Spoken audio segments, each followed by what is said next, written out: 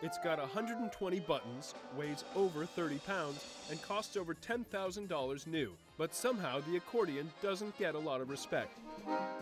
If you say to anybody in the States, you play accordion, automatically they make fun of it. We won't go into the jokes or anything. Art Van Dam, one of the pioneers of jazz accordion, is on his second trip to a country where people are more likely to worship the instrument than to joke about it, Russia. The audience is unbelievable here. I get a standing ovation before I even start playing. In other parts of the world, one accordion in a room might be considered too many. But at the Gnesin School of Music in Moscow, it's not unusual to see more than a dozen of them playing together. Keyboard accordions and button accordions, the Russian bayan. The Bayan Accordion Orchestra pumps out a wide variety of music with a definite fondness for swing. Don't tell these teenagers their choice of instrument isn't cool.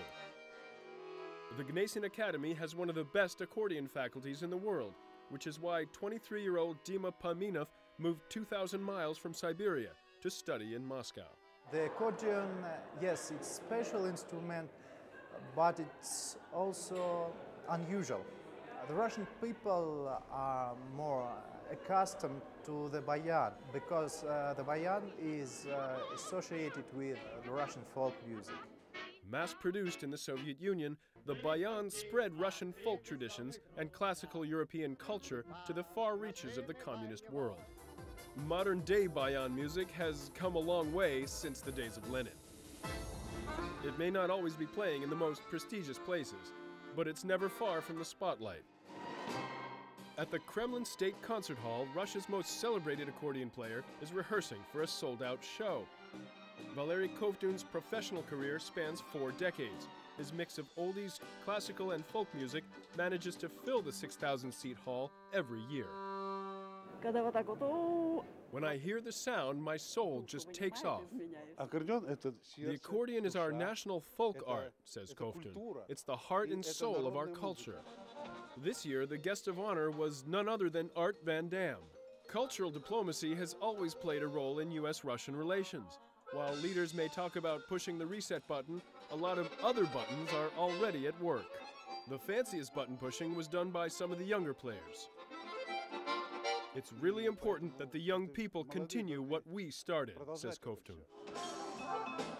But as to whether the accordion will ever make a comeback, Art has his doubts. It's just not accordion alone. It's music in general. All the groups, all it is guitars and drums.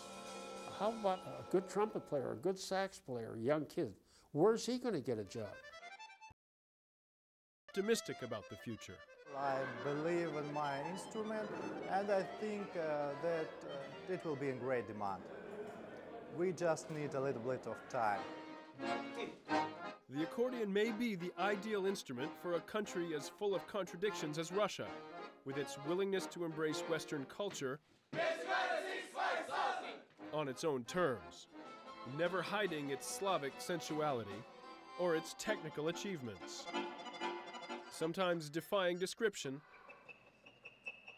but always capable of embracing the gamut of human emotions.